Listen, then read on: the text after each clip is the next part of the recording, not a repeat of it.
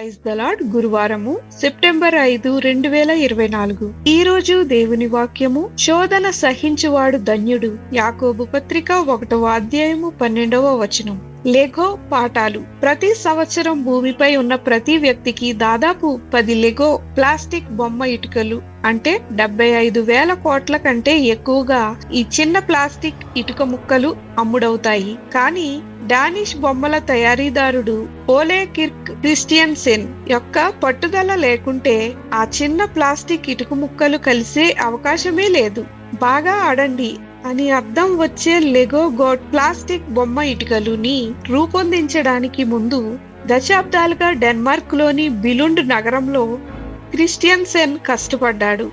అతని work shop 2 సార్లు అగ్ని ప్రమాదంలో ధ్వంసమైంది.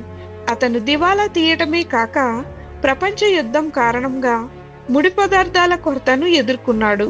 చివరిగా 1940 చివరిలో అతను ప్లాస్టిక్ ఇటుకలను స్వీయ లాకింగ్ చేయాలనే ఆలోచన పొందాడు.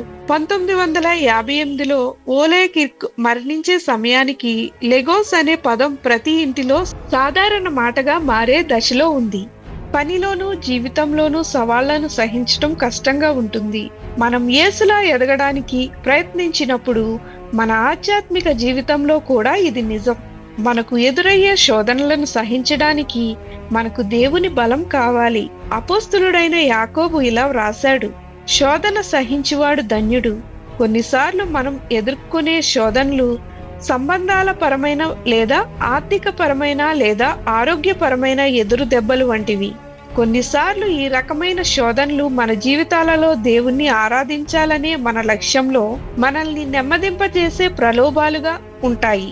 కానీ దేవుడు అలాంటి సమయాల్లో జ్ఞానాన్ని ఇస్తానని వాగ్దానం చేస్తున్నాడు. మనకు అవసరమైన వాటిని అందజేస్తున్నందున ఆయనను విశ్వసించమని ఆయన మనకు చెప్తున్నాడు.